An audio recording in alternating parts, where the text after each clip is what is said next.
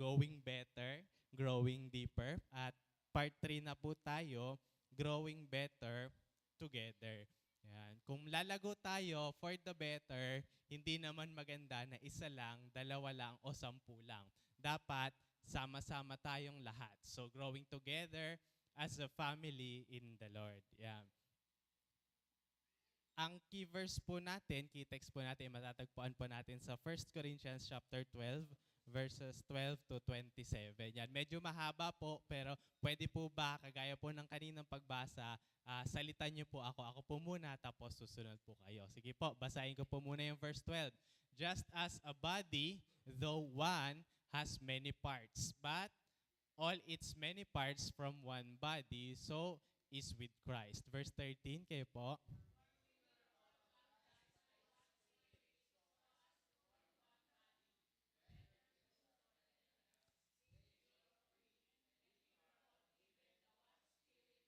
Yan. Verse 14, even so, the body is not made up of one part, but of many. Next po, verse 15.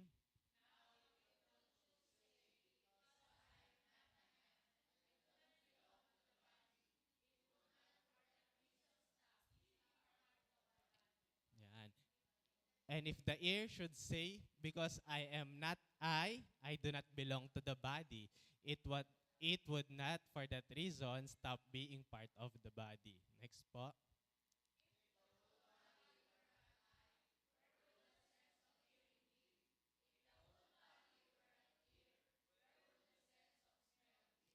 But in fact, God has placed the parts in the body, every one of them, just as He wanted them to be.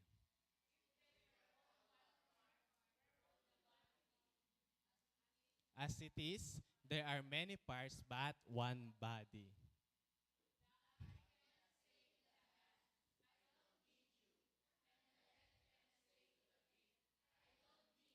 On the contrary, those parts of the body that seem to be weaker are indispensable.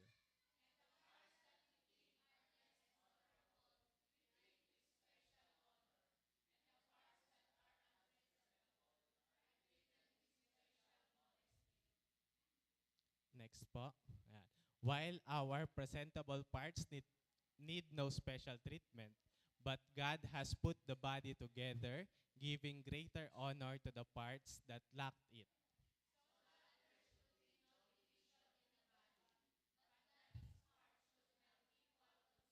For each.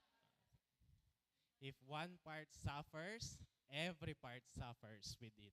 If one part is honored, every part rejoices with it. Verse 27, now you are the body of Christ, and each one of you is part of it. Yan. Sa madaling sabi, kagaya ng kagaya ng katawan, maraming parte, pero isang buong katawan lang. Tapos, ayan, hindi porket sinabi na hindi naman pwedeng dahil maraming parte, meron tayong iba't ibang parte. Hindi puro paa, hindi puro mata, hindi puro tainga. Okay? Pero hindi naman porket maliit, hindi na kailangan. Sabi nga katunayan, yung maliit, yung pa yung mga pinakakailangan. And dahil isa tayo, kapag ka nag-suffer ang isa, mag-suffer ang lahat. Kapag okay ang isa, okay ang lahat. Now, you are the body of Christ and bawat isa sa atin ay parte ng katawang ito.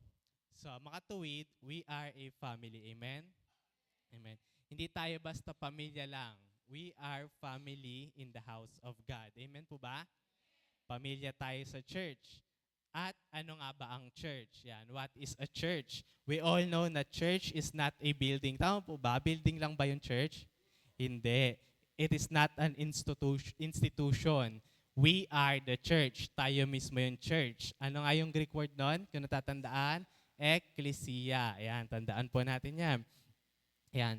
Tingin nyo ba sa church ay lugar lang na kailangan puntahan kapag Wednesday o Sunday? O events place kung saan madami need mong umattend kasi may ganap. A church is not a place we go. hindi ito lugar na pinupuntahan natin. It is not an event that we attend to. Ano ang church? It is a spiritual family. Tayo po yon that we belong to na kasama ka, na parte ka. Amen? Parte ka po ba ng pamilyang ito? Amen. Yan. At dahil pamilya tayo, syempre, meron tayong iba't ibang papel at gampanin. Kagaya nga ng binasa natin, hindi namang pwedeng lahat tayo puro mata. Hindi rin lahat pwedeng puro paa. Amen po ba? Amen. Yan. Dapat mayroong ulo, mayroong mata, may tainga, kamay, paa. Hindi ko na po isa-isahin lahat ng parte ng katawan kasi baka hindi po tayo matapos. Yan. Iba-iba po yung parte, iba-iba man tayo, ang mahalaga, nagkakaisa. Yan. We are better together. Amen po ba? Tingnan niyo nga po yung katabi niyo at pakisabi, kapatid, we are better together. Yan. Sa kabila naman, sabihin niyo, we are better together. Yan. Tanong, family po ba ang turing niyo sa church? Amen. Praise God naman. Kasi kung hindi, parang magkakaproblema yata tayo. Kasi baka kasi kaya pala laging nawawala kasi hindi naman pala pamilya ang turing niya sa church. Baka kasi kaya pala hindi sumusunod kasi hindi naman pala pamilya ang turing niya sa church. Yan. Kaya pala walang care sa mga kasama kasi hindi naman talaga pala family ang turing niya sa church. Yan. Do you remember last time, in-emphasize natin yung we are on the same boat, so make it float. Yan. So ngayon, baguhin natin. We are all in the same family, make things work. Amen? Yan. So let's go straight to the point. Kanina ko pa tinatanong, we are a family. Amen? Amen. So if we are a family here in OCWMMI Pampanga, we need to act as if we are part of the family. Dapat, kung pamilya tayo, tayo ang nagsusuportahan. Amen po ba? Amen. So kung pamilya tayo, sa family po ba may nag-aalaga? Amen. Sa family po ba mayroong laging inuuna yung kapakanan natin? Amen. Sa family po ba mayroong laging gusto yung the best para sa iyo? Amen. Sa family mayroong laging umiintindi? Amen. Sa family po ba merong laging nakakampi sa iyo? Diba? Kapag family ba, close tayo sa isa't isa?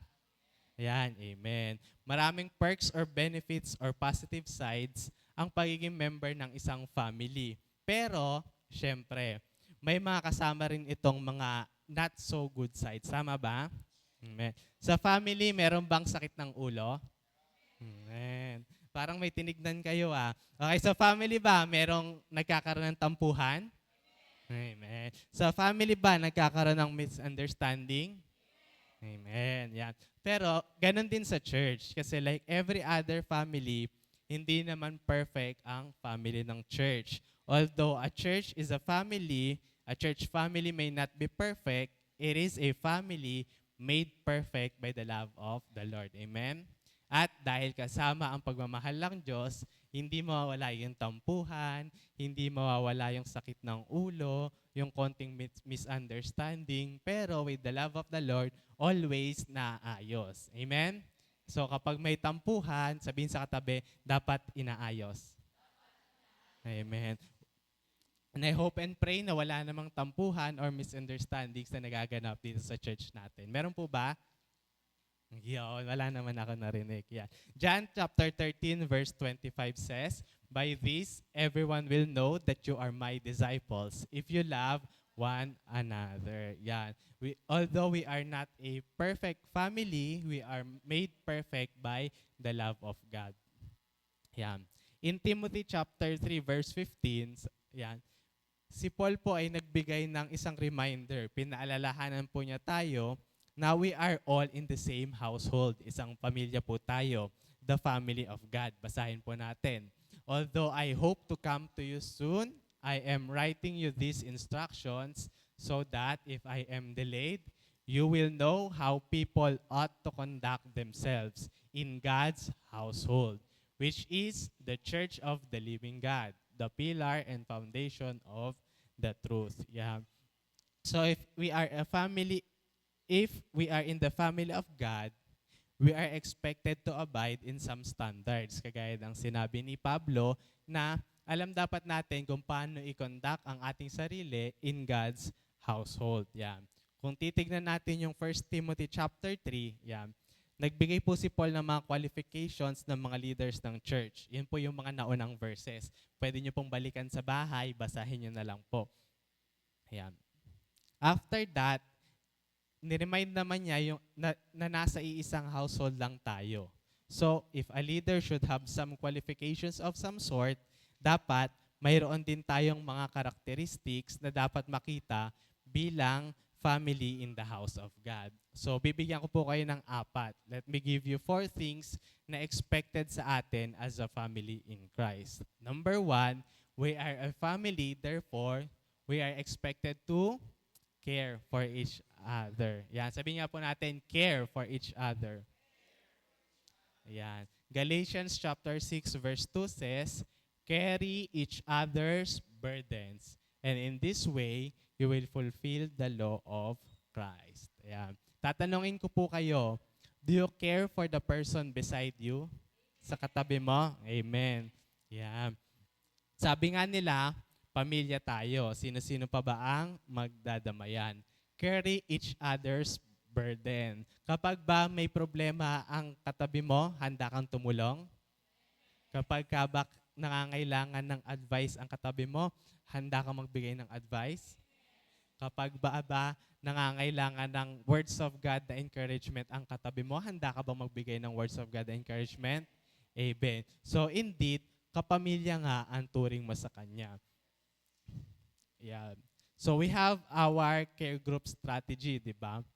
Na-discuss na ito ni Pastor sa atin in depth nung mga nakaraan pa lang. Kunin na natin yung key points. Reviewin lang natin. What is a care group? May nakakaalam po ba? Ayun po. Ayan. Ayun po sa gilid. What is a care group? Care group is a body of believers caring and loving one another as a family with a care leader. Ayan daw, who equips them towards spiritual maturity to win souls for Christ. Yan. It is a relationship-based discipleship. Yan. Relationship-based discipleship. Kaya kapag pumasok ka sa isang care group, expect mo, it is a relationship-based discipleship. Ibig sabihin, pamilya na ang turing sa'yo. Amen? Amen. Yun po yung nasa gilid. So, titignan-tignan naman po natin, basa-basahin po natin. Hindi naman po namin nilagay dyan lang yan para lang display. Yan. Paalala po sa atin yan na family po kapag ikaw ay nasa isang care group. Sino naman daw yung care leader? Nandun din.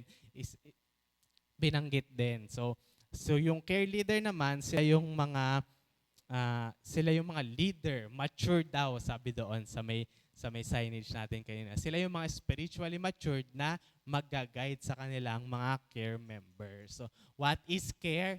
Ayun naman po sa likod. Basahin nyo na lang po mamaya. Care stands for conversion, assistance, replication, and evangelism. Ito po yung cycle na ginagawa natin sa isang care group.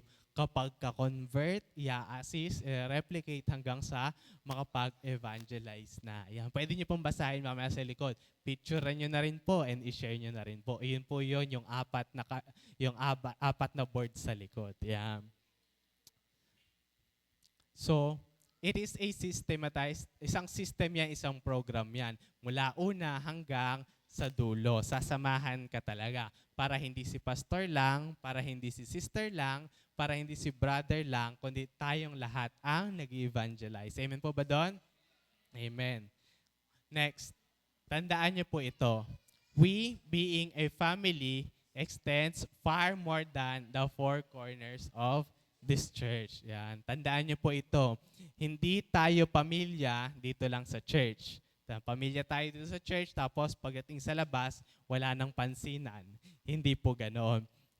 Pamilya tayo, nandito man sa loob o nasa labas. Yung mga pinag-aaralan natin dito, yung mga sinasabi nyo na pag-care nyo sa mga katabi nyo, dapat dala-dala pa rin natin yan paglabas natin ng bahay-sambahan. Amen po ba?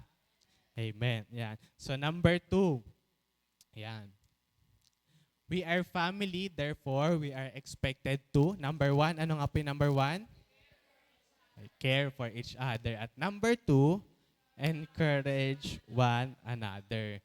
Hebrews chapter 10 verses 24 to 25 says, "And let us consider how we may spur one another on towards love and good deeds, not giving up meeting together as some are in the habit of doing, but encouraging one another, and all the more as you see the day approaching." Yeah. Ito po yung reason kung bakit meron tayong mga care group. Meron tayong care group huddle. Para wala man tayo sa church, nakakapag-meet pa rin po tayo as a group. Nakakapag-usap tayo sa ating mga GC. Nakakapag-set tayo ng mga Bible study. Nakakapag-usap-usap tayo kasama yung mga care members natin as a family. Yeah. Para po every huddle na pag-uusapan din natin, lalo nating mapag-usapan, ma-discuss yung mga natutunan natin during preaching. At the same time, makita po natin yung impact ng mga natutunan natin na words of God sa bawat isa. Kasi mind you mga kapatid, kahit isang specific na verse lang, pwede magkaroon ng iba't ibang tama o iba't ibang mensahe sa magkakaibang tao. Amen po ba? Amen. Depende po iyan sa pagkakaintindi nyo sa verse. Nakadepende rin po yan kung ano yung estado nyo. Kasi yung isang verse, pwedeng ganito ang sinasabi nila sa iyo ngayon, tapos sa susunod na araw, iba naman. Iba-iba po yan. Kasi nga, buhay po ang salita ng Diyos. It is alive and active. Hindi siya pang-isahan lang, panglahatan. Amen po ba? Amen. Yan. Sige po, palakpakan po natin ang salita ng Diyos. Yan. At kapag sinishare mo yung mga natutunan mo, yung mga experiences mo, yung mga pinagdadaanan mo, mind you mga kapatid, nagiging encouragement po yan mga ka-care group natin. Kasi malay mo, hindi mo alam, yung ka-care group mo may pinagdadaanan pala, na-share mo na ganun pala yung pinagdaraanan mo rin, nakarelate na siya. Na-share mo na ganito yung ginawa mo, natuto na siya. 'Di ba? Ganun po kahalaga ang ating care group huddle. Ganun po kahalaga na nagkakaroon tayo ng fellowship kasama ang ating mga care group. Yeah.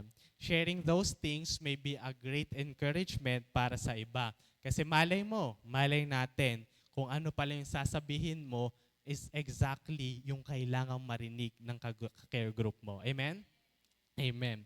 This is why it is important to be surrounded by people na mature enough spiritually. Kasi alam nila kung ano yung mga dapat gawin when you are in a difficult situation kasi marahil na pagdaanan na nila or if ever pagdadaanan nila, alam nila kung ano yung mga dapat gawin. Amen?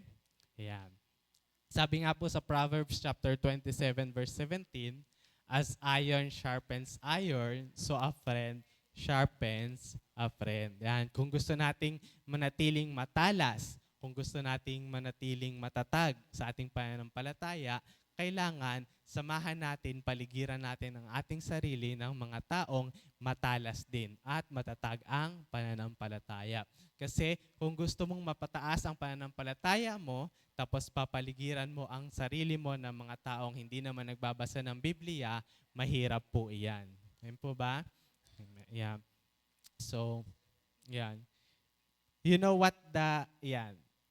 Alam niyo po kung ano po yung isang mga perks ng pagkakaroon ng family in Christ? Yan.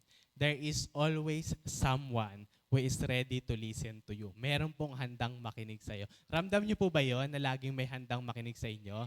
Amen. Yan. Nandyan lang yan, naghihintay na magsabi ka. There is always someone who is ready to listen to you.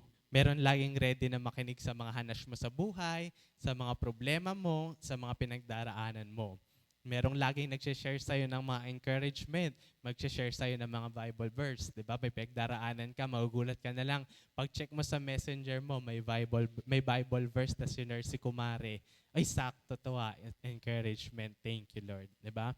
You know what the sad reality is? Ito lang po yung nakakalungkot.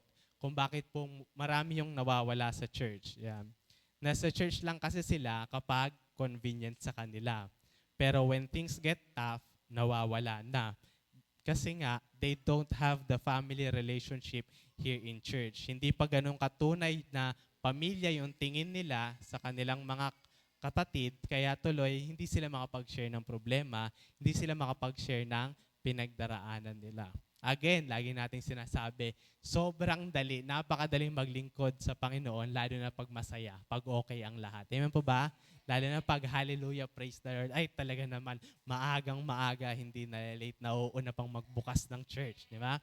Kapag masaya ang lahat, thank you Lord sa blessings. Sobrang faithful mo po sa amin.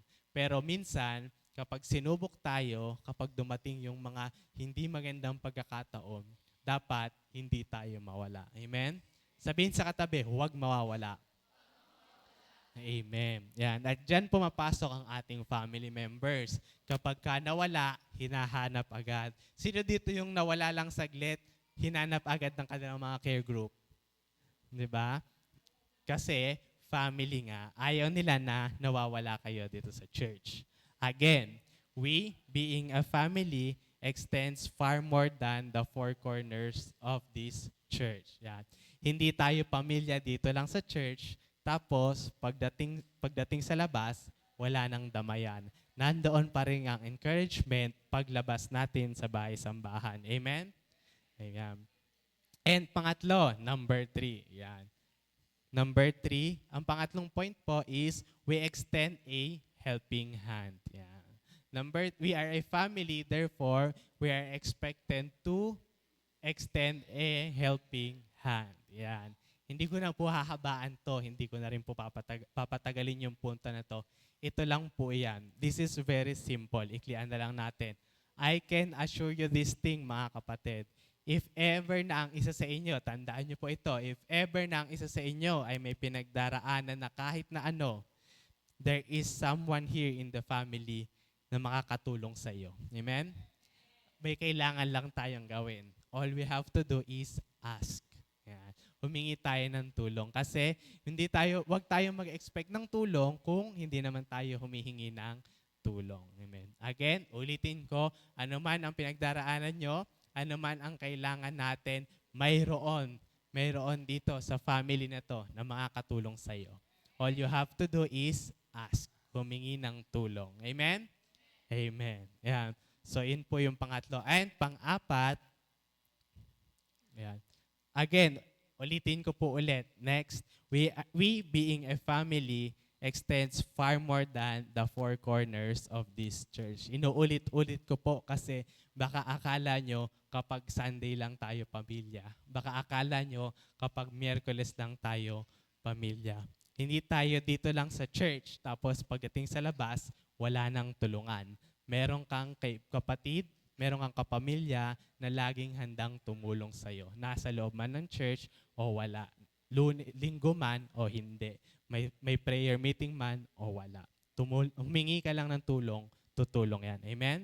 Amen. Yan. And number 4, panghuli dito, yan. We are a family, therefore, we are expected to grow all together. Yan. Di ba yun yung lesson natin nung nakaraan? Nung last week lang, hindi na tayo baby. Di ba?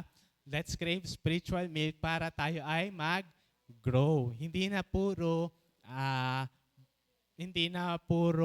patapik lang na verses ang binibigay sa atin. Hindi lang puro prosperity verses ang binabato sa atin. Meron na rin pagtatama, meron na rin pagpapalo, meron na rin mga solid na pagkain kung paano tayo dapat mag-behave, kung paano tayo dapat pag-aral ng salita ng Diyos, kung paano tayo dapat magbigay. Amen? Amen. And kung gusto niyo pong balikan yung lesson natin, nandun po yan sa ating Facebook page. Balikan niyo na lamang po, if panoorin niyo yung buong video para mapag-aralan po natin. Yeah. Gaya nga po ng tema natin last year, di ba? Tapos na yun. We are already matured. Nag-grow up na tayo in Christ. So this year, we expect lahat tayo, sama-sama, will all grow together as a family serving in the ministry of God. Siyempre, all for God's glory. Amen po ba? Amen. Next, again, ulitin ko po ulit. We, being a family, extends far more than the four corners of this church. Amen po ba? Amen po ba? Amen. Hindi tayo basta pamilya lang dito sa church. Isang pamilya tayong naglilingkod para sa kapurihan ng Diyos na buhay. Amen? Amen. Again, ulitin ko lang po. We are all in the same family, we are all in the same boat. Iisang bangka lang po tang sinasakyan natin. Kaya kung hindi tayo sama-samang magsasagwan, baka po wala tayong marating. Hindi lang po tayo magkakasama, parte din po tayo ng iisang katawan. Tanong, ano ang parte mo sa katawan? Ikaw ba'y isang kamay, mata, ilong, paa? Ikaw po ang makakasagot yan. Balik po tayo sa 1 Corinthians chapter 12 verse 27. Ito po ang sabi. Now, you are the body of Christ and each one of you is part of it. Kaya naman po, importante mga kapatid na alam mo kung anong parte ka. Kaya po tinanong natin. Para magawa mo yung role mo. Ito po ang tatandaan ninyo. Ano man pong ministry, tandaan nyo po ito. Ano man pong ministry, pantay-pantay ang halaga niyan sa loob ng church. Ayan po ba? Amen. Kagaya ng sabi, di ba? If one part suffers, every part suffers. Kung wala ka, kulang kami. Amen? Sabihin nga sa katabi nyo, kung wala ka, kulang kami. Sa kabila naman, kung wala ka, kulang kami. Yan. Diba? Mahihirapan kami kung wala ka. Lalo na kapag hindi mo nagawa yung ministry mo. Kapag may isang paling na upuan, wala kasi si sister hindi tuloy natuwid yung upuan. Amen? Yan. Lahat tayo, ano man ang ministry mo, pantay-pantay tayo dito. Pantay-pantay ang importansya niyan. Amen? Amen. Kaya ano man ang ministry mo, gawin mo lang yung best mo. Amen? Amen. Yeah. Again, 1 Corinthians chapter 12 verse 24 to 27. Basahin lang po ulit natin para po tumimo po sa ating mga puso't isipan. Yan. But God has put the body together, giving greater honor to the parts that lack. Verse 25, so that there should be no division in the body, but that its parts should have equal concern for each other. Verse 26. Sabayan nyo nga po ako sa verse 26. Next po. Yan. If one part suffers, every part suffers with it. Yan. If one part is honored, every part rejoices with it. Now, you are the body of Christ and each one of you is a part of it. Tandaan niyo po yan lagi. If one part suffers, every part suffers. Kung wala ka, malungkot kami. Pag nandito ka, syempre, masaya kami. Amen? Amen. Yeah. Now that we know kung ano ba yung expected sa atin as a family in Christ, sagutin naman natin ang tanong na ito. Yeah. How can we grow together as a family in Christ? Yan. Again, kagaya ng nabanggit ko kanina, hindi pwedeng isa lang.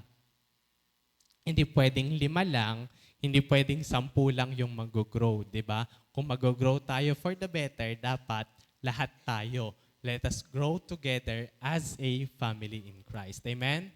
Amen. Number 1, yeah. Paano ba tayo mag-grow in a family of church? Number 1, by appreciating each other. Yan. Romans chapter 12 verse 10 says, love each other with genuine affection and take delight in honoring each other. Honoring or appreciating. Yan. Appreciating one another helps us grow. Amen po ba? Naniniwala po ba kayo doon? Amen. So ang pinaka-common po na gamit ng salitang appreciate is being thankful for, pagiging mapagpasalamat, especially telling someone na you're glad that they are in your life. Yeah. And sa amin naman po, sa accounting or sa financial, ang meaning po ng appreciate is to increase or add in value. Yeah. So, silipin lang po natin, let's dive deeper sa financial meaning ng appreciate. Ibig sabihin po nun, to increase in value. Magbibigay na lang po ako ng example. Halimbawa po, kapag bumili ka ng lupa ngayon, Sa mga susunod na taon, hindi na po ganyan yung value niyan. Kung binili mo ngayon ng 100,000, maybe in the next 5 years, pwedeng 150 o 200,000. Ayan. Nag-add po yung value. We call that appreciation. Nag-appreciate. O halimbawa, bumili ka ng house and lot na bare, di ba? Tapos ni-renovate mo, finurnish mo, nilagyan mo ng bakod, pinaganda mo, nilagyan mo ng veranda, di ba? Hindi na yan, kung 1 million yung bili mo dyan, hindi na 1 million maibebenta yan. Siguro 1.5 million, 2 million, yan, mag-grow na yung value. So bakit ko po diniscuss yun? Kasi ganun din po sa atin. Kapag ina-appreciate mo ang kapatid mo, ini-increase mo ang value nila. Bakit? Kasi nafe-feel nila na mahalaga sila. Kasi nakitaan mo sila ng strengths nila, lalo pa nilang pagbubutihan. Halimbawa, alam mo sister, ang sarap maupo kanina kasi tuwid na tuwid yung hilera ng upuan, kitang-kita ko sa harapan. Siyempre, dahil na-appreciate mo siya, sabi, uy, na-appreciate pala ni sister yung ginagawa ko, pagbubutihan ko palalo. Amen? Alam mo sister, medyo pa ako kanina, papasok ng church medyo hindi pa ako ready. Pero buti na lang kinamayan mo ko nung nakita ko yung ngiti mo. Ay talaga, Lord's Day na talaga, praise the Lord na talaga. Amen?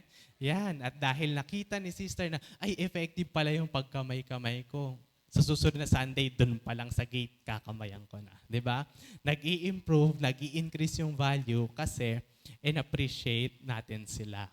They feel better about themselves. Kasi nga, they feel better about our relationship kasi nakita niya na ma-motivate siya kasi na-appreciate mo, na-appreciate mo yung mga ginagawa nila. Syempre, all for God's glory. Kaya mga kapatid, tandaan niyo po ito. Appreciating others help them grow. Tatanungin ko po kayo, when is the last time na in-appreciate mo yung kapatid mo sa church? Naalala niyo po ba na in-appreciate niyo po ang ating pastor? Bukod sa October, baka every October niyo na lang po pina-appreciate ang ating pastor. Di ba? Yung ating mga care leaders, kailan niyo po sila huling na-appreciate? Diba? Yung ating mga members, sa mga leaders naman, kailan niyo po sila huling na-appreciate? Diba? Yung mga ministers natin, kailan po ba natin sila huling na-appreciate? Yeah. Kaya, sige po, mamaya po sa ating care group huddle, pwede po ba maglaan po tayo ng time? I-appreciate natin ang isa't isa. Pwede po ba yan mamaya? Ayan, amen. And to the family of OCWMMI Pampanga, alam niyo naman to. Pero just so marinig niyo ulit, we appreciate each and every one of you. Amen? We appreciate each and every one na nakasama namin simula day one, na patuloy-tuloy, hindi nagsasawang naglilingkod sa Panginoon. Maraming salamat po sa inyong buhay. Maraming salamat po. Maraming salamat po kasi nandito kayo. At dahil nandito kayo, nandito din kami. Thank you po sa inyong mga buhay. We appreciate everything na ginawa nyo from day one up until this very moment. Thank you. Thank you. Ayan. Sabihin nyo nga po sa katabi nyo, thank you. Sa kabila naman, thank you. Yan. Sa harap, thank you. Sa likod, thank you. We appreciate you. Ayan. Thank you, thank you. Thank you so much sa pagiging kasama namin sa journey ng OCWMMI Pampanga. Ayan. Nandito kami, dahil patuloy po ang pagsuporta ninyo sa gawain dito sa OCWMMI Pampanga. Tandaan nyo po, wala po ang OCWMMI Pampanga kung wala kayo. Kaya again, pinapabatid po namin ang aming sincerest na appreciation sa bawat isa. Maraming salamat po. Yan. So number 2, baka mag-iyakan pa tayo. Ayan. Number 2, how can we grow together as a family in Christ? By paying attention to one another. Yan. Hebrews chapter 10 verses 24 to 25. Nabasa na po natin to kanina. Pero para sa pakinabang ng lahat, basahin na lang po ulit natin. And let us consider how we may spur one another on toward love and good deeds, not giving up meeting together as some are in the habit of doing, but encouraging one another, and all the more as you see the day is approaching. Again, Importante po ang fellowship. Hindi po tayo nag-huddle kasi para after service, nandito pa kayo. Nag-huddle po tayo for the fellowship, for the encouragement. Kapag po ba nag-huddle tayo, may mga natututunan tayo sa kahadal natin? Amen. So effective ang ating huddle. It is a way of fellowship din. Ngayon, tanong ko, kumpara ba nung una kayo nag-huddle sa mga nag-huddle ngayon, mas close na ba kayo? Amen. Kasi nga, we are building fellowship, di ba? Simula ba nung dating nag-huddle kayo, saka nag-huddle ka ngayon, nakakapag-open up na ba kayo sa mga ka-members nyo? Amen. Kasi nga, we are building relationship, we are building fellowship. Again, yung care po na yan, it is a relationship-based discipleship. Pamilya tayo, kaya huwag kang mahihiyang magsabi sa leaders or sa care group members mo. Amen? Amen. Yan. Here's another great principle of growth. Yan. We grow together better by paying attention to each other. Yan. Kapag mas tinitingnan natin, pag binibigyan natin ng attention, mas nag-grow. Diba? Kasi, sino dito yung may mga alagang hayop, diba? May mga halaman. Halaman na lang, sige, para lahat. Ano mangyayari sa halaman kapag hindi mo pinansin, hindi mo binigyan ng atensyon? Malalantain. Eventually, mamamatay, di ba? Ganun lang naman kasimple yun, di ba? If you think about it, it makes sense talaga naman, di ba? If you pay attention sa halaman, syempre gaganda, mamumulaklak, dadami. If you pay attention sa grades o sa mga students, di ba? Kung nag-pay ka ng attention sa pag-aaral mo, syempre, your grades will get higher. It will grow, di ba? Kapag tinuunan mo ng pansin ang negosyo mo, syempre, mag-grow to. If you pay attention sa friendships, di ba? Sa fellowships, mag-grow yung relationship nyo. If you pay attention sa people of God, syempre naman, yung people of God na yan, mag-grow din kasama natin. Amen? Amen po ba? Yan, mag-grow tayo, so let us pay attention to each other. Yan. Number 3, yan, mabilis lang po, pangatlo. Yan. How can we grow together as a family in Christ? Ano nga po ulit yung una? Number 1, by appreciating each other. Number 2, by paying attention to one another. And number 3, by showing affection to one another. Romans chapter 12, verse 10 ulit. Love one another with brotherly affection. Outdo one another in showing honor. Yan. Of course, syempre naman, nothing else can nourish and make a person grow more than love. Amen? Yan. Mahal niyo po ba ang kapatid niyo sa Panginoon? Yan. Kaya naman pala, nag-grow ang mga tao sa OCWMMI Pampanga. We love each other with the love of the Lord. Yan. Kasi kung mahal mo ang kapatid mo, hindi ka papayag na mapabayaan niya ang relasyon niya sa Diyos. Amen? Amen, di ba? Kung mahal mo ang kapatid mo, hindi ka papayag na mawawala siya ng 2 sunod sa Sunday. Amen? Amen. Pag nawala, kakumustahin, di ba? Kung mahal mo ang kapatid mo, hindi ka papayag sa isang araw na hindi mo siya sasabihan na kakain na. May nagsasabi po ba sa atin na kakain na? Amen. Kumakain po ba tayo? Kumakain po ba tayo? May kumakain naman po. Yeah. So, alam niyo na, mahal po kayo ng mga kapatiran, kaya po araw-araw pinapaalalahanan po tayo na kakain na. So, yeah. So ngayon, pinaalalahanan tayo kung kakain na tayo, kung magutom tayo, nasa atin na. At least pinaalalahanan tayo. Amen? Amen. Maraming salamat po sa nagpapaalala araw-araw na tayo ay kakain na. Yeah. Amen.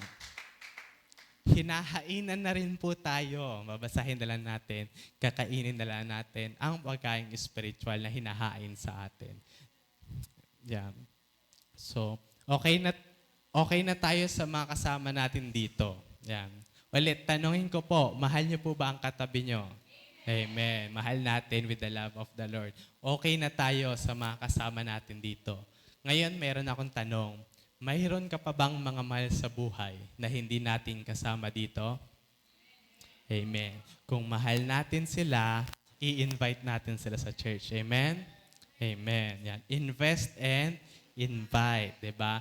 Hindi na, minsan kasi talaga, oo, may mga sasama naman talaga kapag in-invite mo. Pero, syempre, mas madaling makuha ang loob, mas madaling mapapayag kapag ka meron ng investment. Yan. Ayain mo lang, libre-libre mo lang. Simplehan mo lang, isend mo lang yung link ng Facebook Live natin sa Messenger, 'di ba? Share mo lang online. Malay mo minsan mabagot tapos panoorin, 'di ba? Tapos magugulat ka nandiyan nasa labas, umaattend, nakikinig, 'di ba? Unti-unti tapos nasa likod na, 'di ba? Tapos biglang nasa harap na. Tapos nauna pa sa atin kapag Sunday, 'di ba? Gawin lang po natin yung part natin. Invite po natin yung ating mga mahal sa buhay. Tapos, hayaan po nating ang Diyos ang kumilos. Amen? Ang importante, ginawa natin yung parte natin. Invest and invite. Amen? Amen. And number 4, panghuli na po. How can we grow together as a family in Christ? Yeah. Number 4, by being vulnerable with each other. Yan. Ephesians chapter 4 verse 25 says, therefore, each of you must put off falsehood and speak truthfully to your neighbor. For we are all members of one body. Yan. If you want to see your community grow, halimbawa, sa ating mga small group, sa ating care group, there is no better way than to be vulnerable with each other. Yan. Sabi sa verse, you must put off falsehood and speak truthfully to your neighbor. Ano ba yung number 1, yung kadalasan na hindi totoong sinasabi natin sa ating mga ka-care group? Kamusta ka? Okay lang. Totoo po ba? Di ba minsan, hindi natin masabi na meron pala tayong pinagdaraanan. Kamusta ka, brother? Kamusta ka, sister? Okay lang. Di ba? So, yun. It is one of the steps na kailangan nating mabuild kung gusto nating mag-grow tayo together sa family ng church. Being vulnerable is a big word. Sobrang malaki po yan. And it is a very big deal. Yan. This requires deep relationship and trust. Mga kapatid, hindi naman po magiging vulnerable sa iyo, hindi naman magiging open ng isang tao sa iyo kung hindi ka pinagkakatiwalaan. And ang trust po, ina-earn po yan. Hindi naman porket naging care group mo siya, mag-o-open na siya sa iyo. Diba? Hindi naman porket isang taon mo na siyang kasama, isang taon mo na siyang hinahawakan, mag-o-open up na siya sa iyo. It is earned. So, kailangan lang din natin maghintay. Mahalaga lang po sa mga leaders, huwag nating pipilitin. Amen? Amen? Kasi at the end of the day, kapag they trust you enough to share their burdens with you, mag-share, mag-open up at mag-open up yan. Amen? Amen. Yan. Kadalasan, mga leaders, wag naman po tayong magtatampo. Usually naman po, kaya hindi sila nag-share sa atin kasi ayaw nilang maging dagdag sa mga isipin natin. Pero mga kapatid, tandaan nyo po, as leaders, never kayong magiging burden sa amin. Kapag nag-share kayo ng problema nyo, kapag nag-share kayo ng pinagdadaanan nyo, if you choose to open up, huwag kayong mag-alala. Sagot namin kayo. Amen? Amen. And again, katulad ng nabanggit ko, it requires big trust. Tiwala po iyan. Kaya kapag pinagkatiwalaan kayo, huwag nyo pong sisirain. Amen? Kasi hindi na po yan maibabalik. Baka lalo nang hindi makaulit. Amen? Amen. Yan. And we're so happy na dito sa OCW MMI Pampanga, merong mga tao talaga na open sa kanilang mga leaders, yan, kay pastors, and even si pastor, open sa ating mga members. They are vulnerable enough, they are open enough to share things sa pinagdaraanan nila. Kaya naman, mas nakapagpalakasan, mas nakapag-grow para sa ating pananampalataya, all for the glory of God. Amen? Amen. Kasi trust me mga kapatid, yung mga leader nyo, alam pagka hindi kayo okay, nararamdaman nila yan. Kaya kinakamusta namin kayo kung okay ka lang ba. Ganun naman yung sagot natin, okay? Well, okay lang. Again, hindi namin kayo pinipilit mag-open up. Hindi namin kayo pinipilit. Pero know na nandito kami palagi. If gusto nyo mag-open up, if gusto nyo mag-share ng mga problems nyo, if may gusto kayong i-share sa mga leaders nyo, kay Pastor Gan, and yan, sa mga kapatiran ninyo. And kami pong sagot po namin kayo. Amen? Yan. Kasi naniniwala ako na if we are vulnerable enough to share these things, mas mabilis tayong mag-grow. Bakit? Kasi bukod sa napag-uusapan, nabibigyan tayo ng payo, nabibigyan tayo ng guidance. Ngayon, ang sa amin, payo lang naman yon, di ba? Kung hindi nyo sundin, okay lang din. Pero at least, ginagawa lang din namin yung part namin as leaders. Amen? Again, we are a family. Pamilya tayo. Pamilya po ba ang turing nyo sa katabi nyo? Ayan, mabuti naman.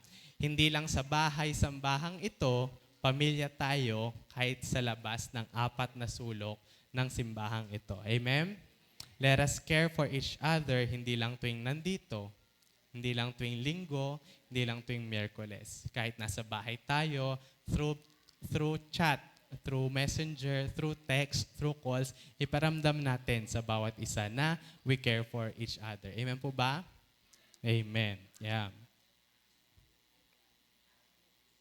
Again, gulat ako. Again, ulitin ko po, we are all on the same boat. Nakasakay po ba kayo sa bangkang OCWMMI Pampanga? Amen. Dapat, kung nakasakay tayo, alam natin kung sino ang kapitan, kung sino ang nagsasagwan, kung sino ang nag-a-assist sa loob ng dapat alam natin kung saan tayo pupunta. Baka kasi mamaya, kaya hindi tayo makausad, paabante pala ang sagwan ng iba, paatras naman yung iba. Diba? Yung iba nagtatanggal ng tubig na pumasok sa bangka, yung iba nagdadagdag. Diba? Yung iba nagsasalansan ng upuan, yung iba naglalagay ng upuan. Diba? Dapat align po tayo. At isa lang naman po yan, magtutugma-tugma din tayo. Dahil ang tinatakbo po ng OCWMMI Pampanga, wala pong iba kung hindi ang kalooban ng ating Diyos na buhay. Amen? Amen. Naalala nyo ba? Sino yung mga nandito from day 1? Ano yung declaration? That this will be a mega church. Yan. Maging inform lang po ang lahat, yun po ang declaration natin. Yun po ang direksyon na tinatahak ng barko natin, ng bangka natin. Sama-sama po tayo magsagwan patungo po sa ating goal na maging mega church ang OCWMMI Pampanga, all for the glory of God. Amen? Sige po, palakpakan po natin ang Diyos. Amen. Yan. So, balikan lang po natin, recap lang po natin ng mabilis. Ano po yung yung mga napag-aralan natin, we are a family, therefore we are expected to, number 1, care for each other. Number 2, encourage one another. Number 3, extend a helping hand. And number 4, grow all together. Again, ulitin ko, kanina ko pa sinasabi, us being a family ay hindi lang nandito sa church. It far exceeds more than the 4 corners of this church. Pamilya tayo, hindi lang sa loob ng bahay. Sambahang ito, pamilya tayo. Tapos. Walang kondisyon, pamilya tayo. Amen? Amen. And next, ano pa po yung isang nating napag-aralan? How can we grow together as a family in Christ? Ano po yung number 1? By appreciating each other. Yung assignment po mamaya po sa ating huddle, i-appreciate natin ang isa't isa. Number 2, ano po yung kailangan gawin? By paying attention to one another. Number 3, by showing affection to each other. And number 4, by being vulnerable with each other.